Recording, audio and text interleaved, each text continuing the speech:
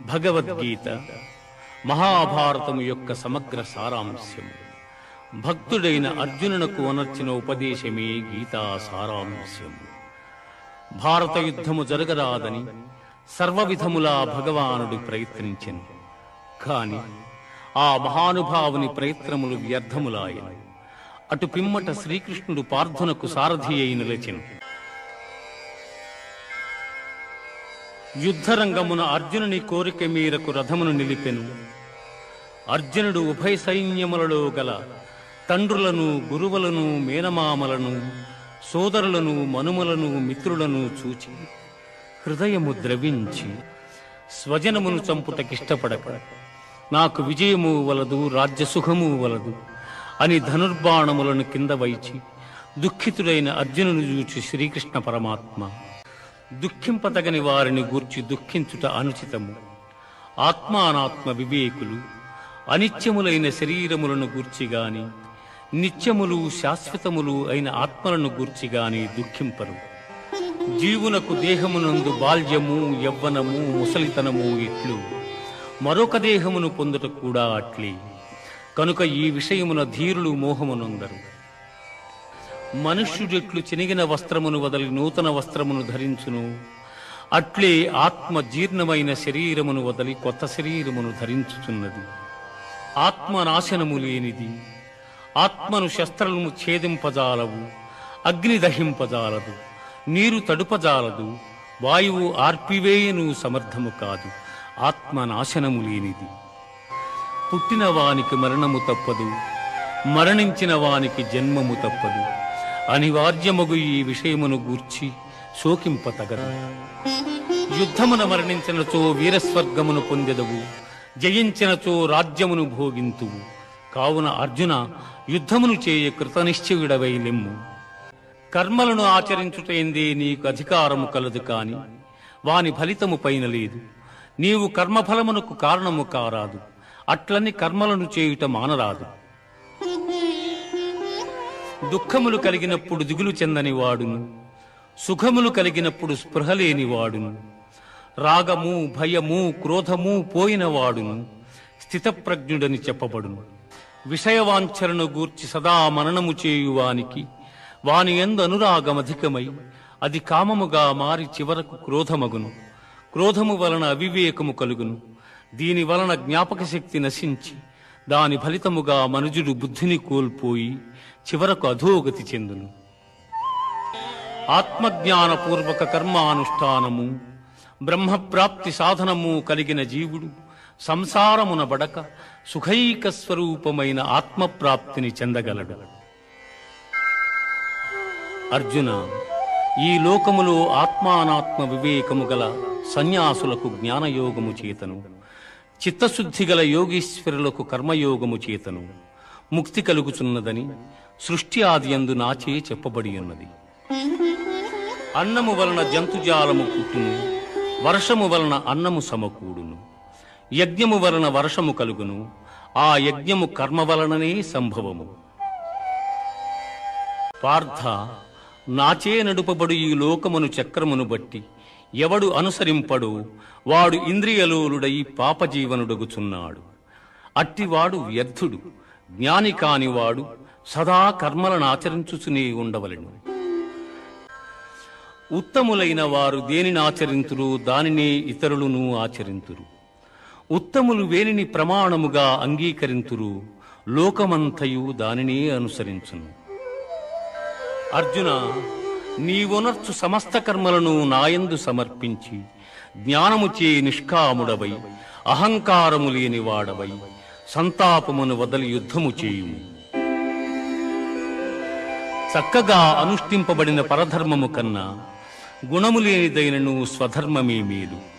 అట్టి ధర్మాచరణమున మరణము సంభవించనను మేలే. పరధర్మము భయంకరమైనది, ఆచరణకు అనుచితమైనది. పొగచేత అగ్ని, మురికి చేత అద్దము, మావి చేత శిశువు ఎట్లు కప్పబడును, అట్లు కామము చేత జ్ఞానము కప్పబడి ఉన్నది. ఏ కాలమున ధర్మమునకు హాని కలుగును, అధర్మము వృద్ధి నొందును, ఆయా సమయముల యందు శిష్టరక్షణ, దుష్ట శిక్షణ, ధర్మ సంరక్షణముల కొరకు ప్రతి యుగమున అవతారము దాల్చుచున్నాను. అనురాగము, భయము, క్రోధము వదలి నాయందు మనస్సు లగ్నము చేసి ఆశ్రయించిన సత్పురుషులు జ్ఞానయోగము చేత పరిశుద్ధులై నా సాన్నిధ్యమును పొందిరి. ఎవరెవరు ఏ ఏ విధముగా నన్ను తెలియగోరుచున్నారు వారిని ఆయా విధములుగా నేను అనుగ్రహించుచున్నాను. కాని ఏ ఒక్కని యందును అనురాగము గాని ద్వేషము గాని లేవు. ఎవని కర్మాచరణములు కామ సంకల్పములు కావు, ఎవని కర్మలు జ్ఞానమను నిప్పుచే కాల్పబడినవు, అట్టివానిని పండితులని విద్వాంసులు పలుకుదురు. యజ్ఞపాత్రము బ్రహ్మము, హోమద్రవ్యము బ్రహ్మము, అగ్ని బ్రహ్మము, హోమము చేయువాడు బ్రహ్మము. బ్రహ్మకర్మ సమాధి చేత పొందనగు ఫలము కూడా బ్రహ్మమనియే తలంచవలయును. శ్రద్ధ, ఇంద్రియ నిగ్రహము గలవాడు జ్ఞానమును పొందుటకు సమర్థుడగును. అట్టి జ్ఞాని ఉత్కృష్టమైన మోక్షమును పొందును. ఇది భగవద్గీత యందు బ్రహ్మ విద్యయను యోగ శాస్త్రమున శ్రీకృష్ణుడు అర్జునునకు ఉపదేశించిన విషాద, సాంఖ్య, కర్మ, జ్ఞానయోగములు సమాప్తము. కర్మ సన్యాసములు రెండును మోక్ష సోపాన సాధనములు. అందు కర్మ పరిత్యాగమున కన్నా కర్మానుష్ఠానమే శ్రేష్టమైనది. ఎవడు ఫలాపేక్ష కాంక్షింపక బ్రహ్మార్పణముగా కర్మలను ఆచరించును అతడు తామరాకున నీటి బిందువులు అంటని రీతిగా పాపమున చిక్కుబడ్డడు. ఎవని అజ్ఞానము జ్ఞానము చేత నశింపబడును అతడికి జ్ఞానము సూర్యుని వలె ప్రకాశించి పరమార్థతత్వమును చూపును. విద్యావనయ సంపన్నుడగు బ్రాహ్మణుని యందును సునకము, సునకమాంసము వండుకొని తినువాని యందును పండితులు సమదృష్టి కలిగి ఉండు. దేహత్యాగమునకు ముందు ఎవడు కామక్రోధాది అరిషడ్వర్గములు జయించును అట్టివాడు యోగి అనబడును. ఎవడు ఇంద్రియములను జయించి దృష్టిని భ్రూమధ్యమును నిలిపి ప్రాణాపాన వాయువులను స్తంభింపజేసి మనస్సును, బుద్ధిని స్వాధీనమునర్చుకుని మోక్షాసక్తుడయ్యుండును అట్టివాడే ముక్తుడనబడును. సకల యజ్ఞ తపఫలములను పొందువానిగను సకల ప్రపంచ నియామకునిగను నన్ను గ్రహించిన మహనీయుడు మోక్షమును పొందుచున్నాడు. అర్జున, సన్యాసమని దేనినందురు దానిని కర్మయోగమనియు అందురు. అట్టి ఎడ సంకల్పత్యాగమనర్పని వాడు యోగి కాజాలడు.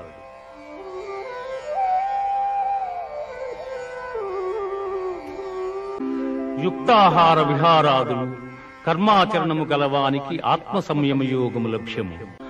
గాలిలేని చోట పెట్టిన దీపము నిశ్చలముగా ప్రకాశించులాగునని మనోనిగ్రహము కలిగి ఆత్మయోగమభ్యసించిన వాని చిత్తము నిశ్చలముగా నుండును. సకల భూతముల యందు సమదృష్టి కలిగిన వాడు అన్ని భూతములు తన యందును తనను అన్ని భూతముల యందును చూచుచుండును. అర్జున, ఎట్టివానికైనను మనస్సును నిశ్చలముగా నిల్పుట దుస్సాధ్యమే. అయినను దానిని అభ్యాస వైరాగ్యముల చేత నిరోధింపవచ్చును.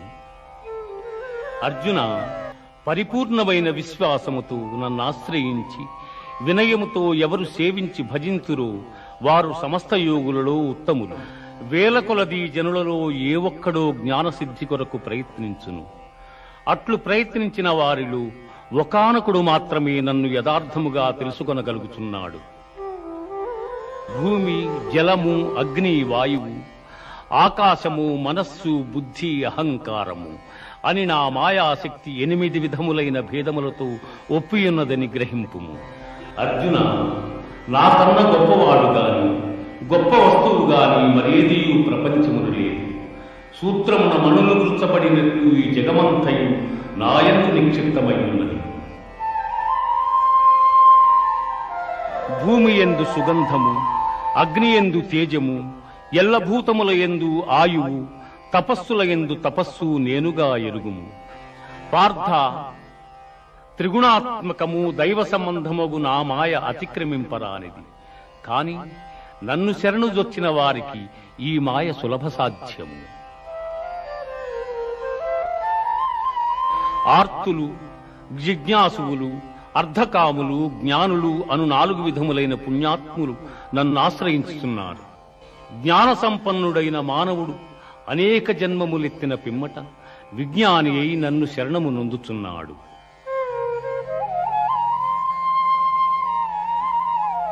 ఎవడు అంత్యకాలమును నన్ను స్మరించుచూ శరీరమును వదలుచున్నాడు వాడు నన్నే చెందుచున్నాడు. అర్జున, ఎవడు అభ్యాసయోగముతో ఏకాగ్ర చిత్తమును దివ్యరూపుడైన మహాపురుషుని స్మరించును అట్టివాడు ఆ పరమపురుషునే చెందుచున్నాడు. ఆ మహాపురుషుడే సర్వజ్ఞుడు, పురాణ పురుషుడు, ప్రపంచమునకు శిక్షకుడు, అణువు కన్నా అణువు, అనూహ్యమైన రూపము కలవాడు, సూర్యకాంతి తేజోమయుడు, అజ్ఞానాంధకారము కన్నా ఇతరుడు. ఇంద్రియ గోచరము కాని పరబ్రహ్మ పదము శాశ్వతమైనది. పునర్జన్మరహితమైన ఆ ఉత్తమ పదమే పరమపదము.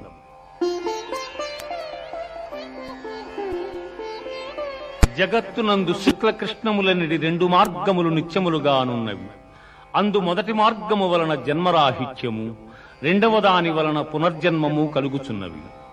యోగి అయిన వాడు వేదాధ్యయనము వలన, యజ్ఞ తపోదానాదుల వలన కలుగు పుణ్యఫలమును ఆశింపక ఉత్తమమైన బ్రహ్మపదవిని పొందగలడు. పార్థ, ప్రళయకాలమున సకల ప్రాణులను నాయందు లీనమగుచున్నవి. మరల కల్పాదియందు సకల ప్రాణులను నేనే సృష్టించుతున్నాను. ఏ మానవుడు సర్వకాల సర్వావస్థల యందును నన్నే ధ్యానించుచుండును అట్టివాని యోగక్షేమములు నేనే వహించుచున్నాను. ఎవడు భక్తితో నాకు పత్రమైనను, పుష్పమైనను, ఫలమైనను, ఉదకమైనను ఫలాపేక్షరహితముగా సమర్పించుచున్నాడు అట్టివానిని నేను ప్రీతితో స్వీకరించుచున్నాను.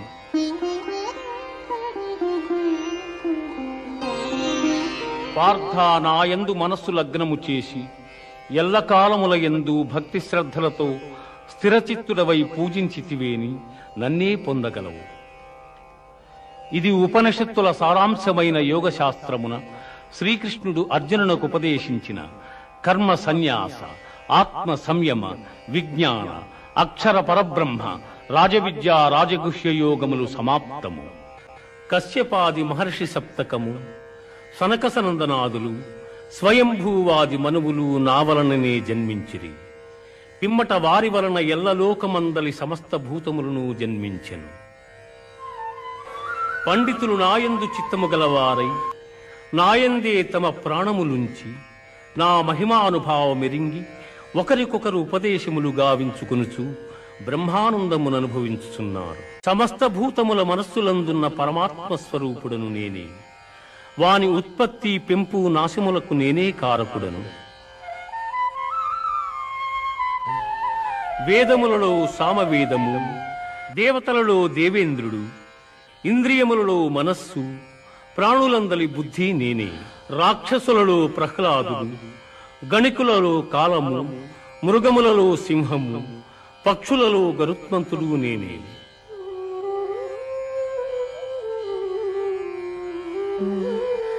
లోకమునందు ఐశ్వర్యయుక్తమై, పరాక్రమయుక్తమై, కాంతియుక్తమైన సమస్త వస్తువులు నా తేజోభాగము వలననే సంభవములు.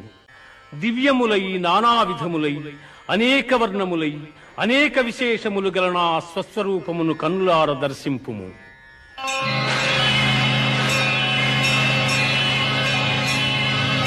ప్రభో కృష్ణ, దేవా, ఎల్ల దేవతలు, ఎల్ల ప్రాణులు, బ్రహ్మాదులు, ఋషీశ్వరులు, వాసుకి మొదలుగుగా గల ఎల్ల సర్పములు నీ యందు నాకు గోచరమగుచున్నవి. ఈశ్వర, నీ విశ్వరూపము అనేక బాహువులతో, ఉదరములతో, ముఖములతో ఒప్పియున్నది. అట్లయ్యూ నీ ఆకారమున ఆద్యంత మధ్యమములను గుర్తింపజాలకున్నాను. కోరలచే భయంకరమై ప్రళయాగ్ని సమానములైన నీ ముఖములను చూచుట వలన నాకు దిక్కులు తెలియకున్నవి. కాన ప్రభో, నా యందు దయయుంచి నాకు ప్రసన్నుడవు కమ్ము. కృష్ణ, ప్రసన్నుడవు కమ్ము.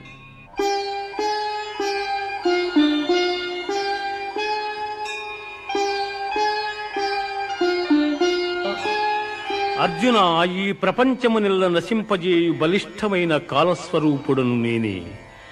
ఈ యుద్ధమునకు సిద్ధపడిన వారిని నీవు చంపకున్నను బ్రతుకగలవారిందెవ్వరునూ లేరు. ఇప్పటికే ద్రోణ, భీష్మ, జయద్రథ, కర్ణాది యోధ వీరుడు నాచే సంహరింపబడిరి. ఇక మిగిలిన శత్రువీరులను నీవు సంహరింపు. అనేక భుజములు గల నీ విశ్వరూపమును ఉపసంహరించి కిరీటము గదా చక్రము ధరించిన నీ సహజ సుందరమైన స్వరూపమును దర్శింపగోరుచున్నాను కృష్ణ.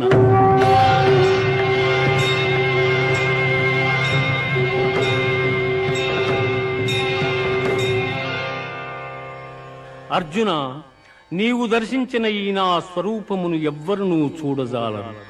ఈ విశ్వరూపమును దర్శింప దేవతలందరూ సదా కోరుచుందురు. ఎవరు నాయందే మనస్సు లగ్నము చేసి శ్రద్ధాభక్తులతో నన్ను ధ్యానించుచున్నారో అట్టివారత్యంతము నాకు ప్రీతిపాత్రులు, వారే ఉత్తమ పురుషులు. అభ్యాసయోగము కన్న జ్ఞానము, జ్ఞానము కన్న ధ్యానము, దానికన్న కర్మఫల త్యాగము శ్రేష్టము. అట్టి త్యాగము వల్ల సంసార బంధనము తొలగి మోక్షప్రాప్తి సంభవించుచున్నది. ఎవడు కోరికలు లేనివాడై పవిత్రుడై పక్షపాతరహితుడై భయమును వీడి కర్మఫల త్యాగి అయి నాకు భక్తుడగును, అట్టివాడు నాకు మిక్కిలి ప్రీతిపాత్రుడు. శత్రుమిత్రుల యందును మానావమానముల యందును శీతోష్ణ సుఖదుఃఖాదుల యందును సమబుద్ధి గలిగి సంగరహితుడై నిత్య సంతుష్టుడై చెలించని మనస్సు గలవాడై నాయందు భక్తి ప్రపత్తుల చూపు మానవుడు నాకు ప్రీతిపాత్రుడు. అర్జున, దేహము క్షేత్రమనియు దేహము నెరిగిన వాడు క్షేత్రజ్ఞుడనియు పెద్దలు చెప్పుదురు. ఆత్మజ్ఞానమునందు మనస్సు లగ్నము చేయుట, మోక్షప్రాప్తి యందు దృష్టి కలిగియుండుట జ్ఞాన మార్గములనియు వానికి ఇతరములైనవి అజ్ఞానములనియు చెప్పబడును. ప్రకృతిని మాయయని ఎందురు, అది శరీర సుఖదుఖాదులను తెలియజేయును.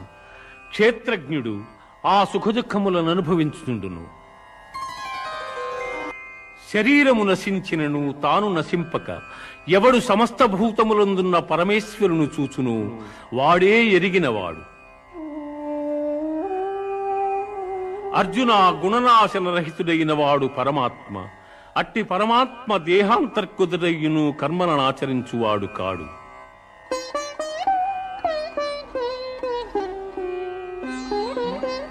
పార్థ, సూర్యుడొక్కడే ఎల్ల జగత్తులను ఏ విధముగా ప్రకాశింపజేయుచున్నాడు, ఆ విధముగానే క్షేత్రజ్ఞుడు ఎల్ల దేహములను ప్రకాశింపజేయుచున్నాడు. ఇది ఉపనిషత్తుల సారాంశమైన గీతాశాస్త్రమందు శ్రీకృష్ణుడు అర్జునునకు ఉపదేశించిన విభూతి యోగము, విశ్వరూప సందర్శన యోగము, భక్తి యోగము, క్షేత్రజ్ఞ విభాగ యోగములు సమాప్తము. జ్ఞానార్జనమున మహనీయులైన ఋషీశ్వరులు మోక్షమును పొందిరి. అట్టి మహత్తరమైన జ్ఞానమును నీకు ఉపదేశించుతున్నాను.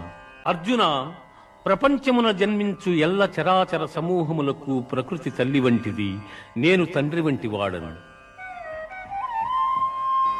అర్జున, త్రిగుణములలో సత్వగుణము నిర్మలమగుటం చేసి సుఖజ్ఞానాభిలాషల చేత ఆత్మను దేహమునందు బంధించుచున్నది. ఓ కౌంతేయ, రజోగుణము కోరికల యందు అభిమానము అనురాగము పుట్టించి ఆత్మను బంధించుచున్నది. అర్జున, అజ్ఞానము వలన పుట్టున్నది తమో గుణము. అది సర్వప్రాణులను మోహింపజేయునది. ఆ గుణము మనుజుని ఆలస్యముతోనూ అజాగ్రత్తతోనూ నిద్రతోనూ బద్ధుని చేయును. మానవమానములయందు శత్రుమిత్రులయందు సమమైన మనస్సు గలవారిని త్రిగుణాతీతుడందురు.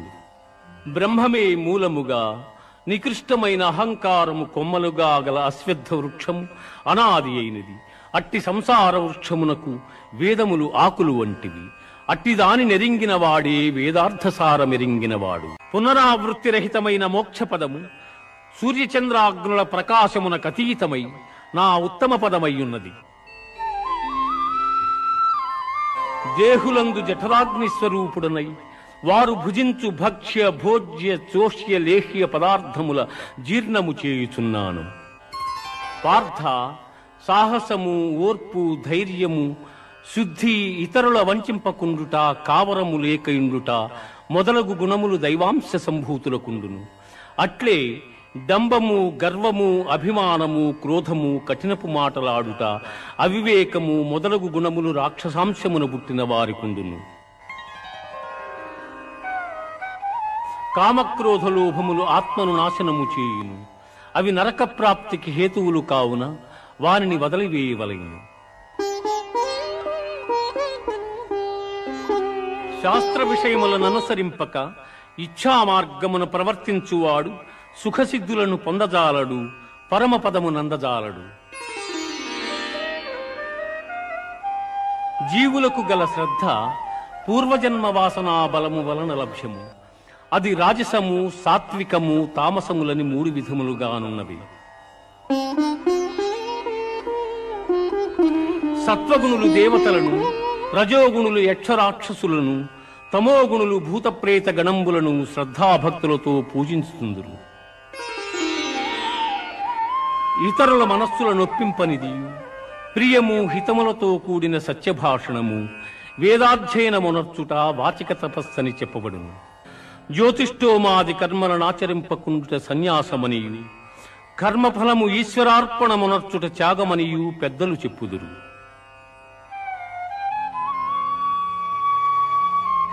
అర్జున, కర్మమోక్ష మార్గముల, కర్తవ్య భయాభయముల, బంధమోక్షముల ఏ జ్ఞానం ఎరుగుచున్నదో అది సత్వగుణ సముద్భవమని ఎరుగును. కర్మఫలములు ప్రియములు, అప్రియములు, ప్రియాతి ప్రియములని 3 విధములు. కర్మఫలము కోరిన వారు జన్మాంతరములందు ఆ ఫలములను పొందుచున్నారు. కోరని వారు ఆ ఫలములను జన్మాంతరమున పొందజాలకున్నారు.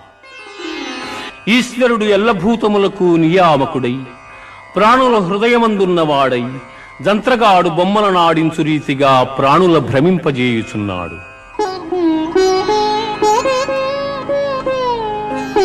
ఎవడు పరమోత్కృష్టమైనది, పరమ రహస్యమైన ఈ గీతాశాస్త్రమును నా భక్తులకు ఉపదేశము చేయుచున్నాడు, వాడు మోక్షమునకర్హుడు.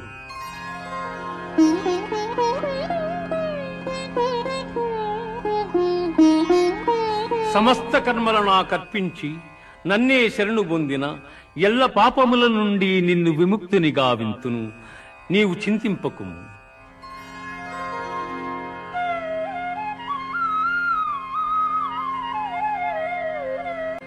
ధనంజయ, పరమగోప్యమైన ఈ గీతాశాస్త్రమును చక్కగా వింటివా? నీ అజ్ఞానజనితమైన అవివేకము నశించినదా? అచ్యుత, నా అవివేకము నీ దయవలన తొలగెను. నాకు సుజ్ఞానము లభించినది. నాకు సందేహములన్నీ తొలగినవి. నీ ఆజ్ఞను శిరసావహించెదను. యోగీశ్వరుడు శ్రీకృష్ణుడు, ధనుర్ధారియగు అర్జునుడు ఎతట నుండురు. అతడ సంపద, విజయము, ఐశ్వర్యము, స్థిరమగు నీతియుండును. గీతాశాస్త్రమునెవరు పఠింతురు వారు భయశోకాది వర్జితులై విష్ణు సాయుధ్యమును పొందుదురు.